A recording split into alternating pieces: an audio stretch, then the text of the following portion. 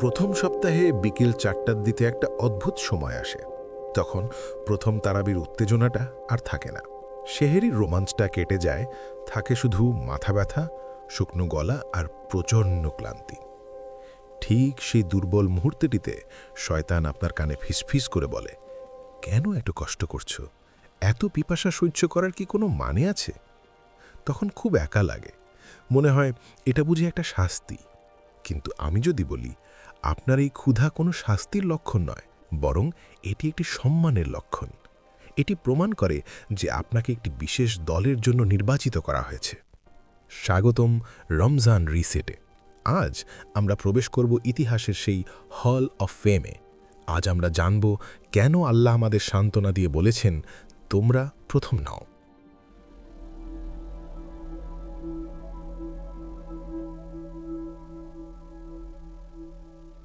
আসুন আমরা কোরআনের সেই আয়াতকে খুলি, যা এই মাসটিকে ফরজ করেছে। সূরা বাকারা 183। আমরা হাজারবার শুনেছি, হে ঈমানদারগণ, তোমাদের ওপর রোজা ফরজ করা হয়েছে। কিন্তু আমরা প্রায়ই আয়াতের দ্বিতীয় অংশটি খেয়াল করি না। কামা কুতিবা আলাল্লাযীনা মিন ক্বাবলিকুম, যেমন ফরজ করা হয়েছিল তোমাদের পূর্ববর্তীদের ওপর। আল্লাহ কেন এই অংশটুকু যোগ করলেন? তিনি আল্লাহ, তিনি তো শুধু বলতে পারতেন, রোজা রাখো কারণ আমি হুকুম দিয়েছি, সেটাই তো যথেষ্ট ছিল। কিন্তু তিনি তা করেননি। তিনি ইতিহাসের দিকে ইঙ্গিত করেছেন। ইবনে কাসিরের মতো মুফাসসিরগণ বলেন, এই বাক্যটির পিছনে একটি বিশাল মনস্তাত্ত্বিক কারণ বা সাইকোলজিক্যাল রিজন আছে। আল্লাহ আপনাকে সান্ত্বনা দিচ্ছেন। তিনি বলছেন, আমি জানি এটা কঠিন, কিন্তু তোমরা কোনো গিনিপিগ নও, তোমরা একা নও। রোজা রাখার মাধ্যমে আপনি একটি আধ্যাত্মিক বংশ পরম্পরায় বা লিগেসিতে প্রবেশ করছেন।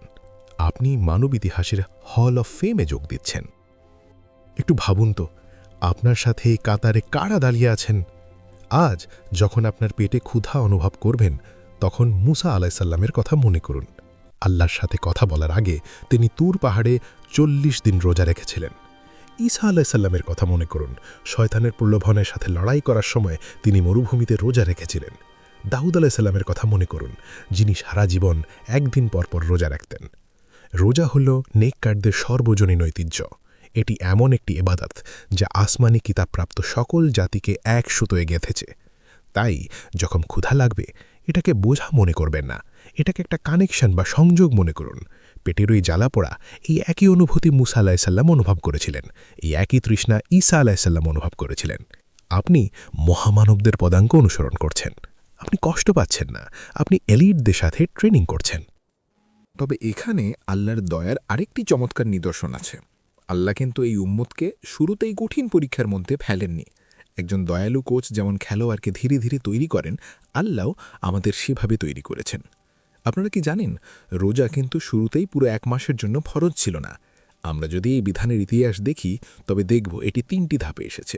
ধাপ 1, যখন রাসূলুল্লাহ মদিনায় এলেন, তখন শুধু আশুরার রোজা বা 10 মহরম এবং প্রতি মাসে 3টি রোজা রাখা হতো। এটা ছিল হালকা এবং সহজ। ধাপ 2, যখন রমজান নাজিল হলো, তখনও এটা ছিল ঐচ্ছিক বা অপশনাল। সূরা বাকারা 184 নম্বর আয়াতে বলা হয়েছে, যাদের জন্য রোজা রাখা কঠিন, তারা চাইলে রোজার বদলে মিসকিন খাওয়াতে পারে বা ফিদিয়া। আল্লাহ শুরুর দিকের মুসলমানদের পছন্দ করার সুযোগ দিয়েছিলেন, যাতে তারা মানসিকভাবে প্রস্তুত হতে পারে। 3 নম্বর ধাপে যখন তারা পুরোপুরি প্রস্তুত হলেন, তখনই 185 নম্বর আয়াত নাজিল হলো, তোমাদের মধ্যে যেই মাস পাবে সে যেন অবশ্যই রোজা রাখে।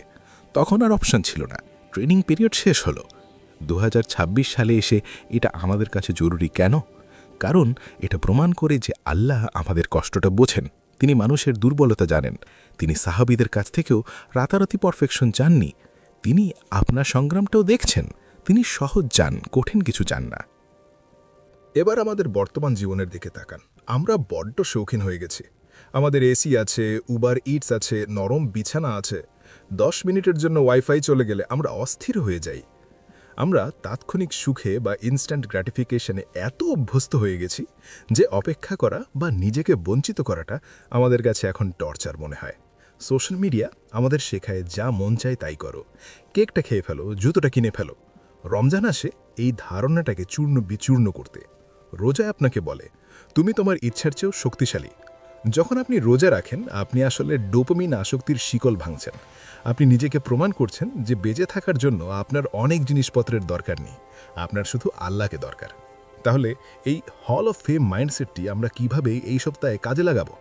আপনাদের জন্য 3টে অ্যাকশন স্টেপ দিচ্ছি। স্টেপ 1, নবীদের স্মরণ করুন, প্রফেটিক ভিজুয়ালাইজেশন।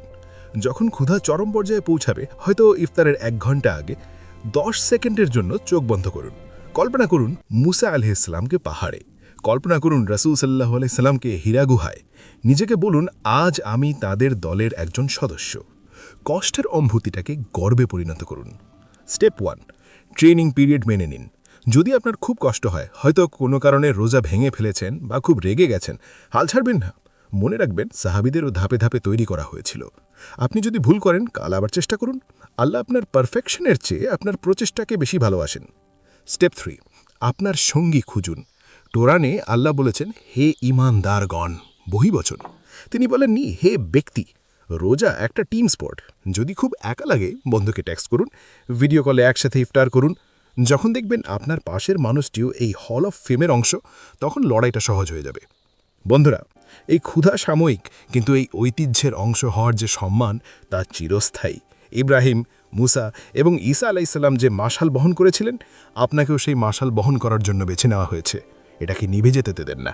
আসুন আমরা দোয়া করি। হে আল্লাহ, আমাদের উপর রোজা ফরজ করার জন্য শুকরিয়া, যেমনটি আপনি আমাদের পূর্ববর্তীদের উপর করেছিলেন। আমাদের হৃদয়কে আপনার নবীদের হৃদয়ের সাথে সংযুক্ত করে দিন। এই ক্ষুধাকে আমাদের জন্য সাক্ষী বানিয়ে দিন, আমাদের বিপক্ষে নয়।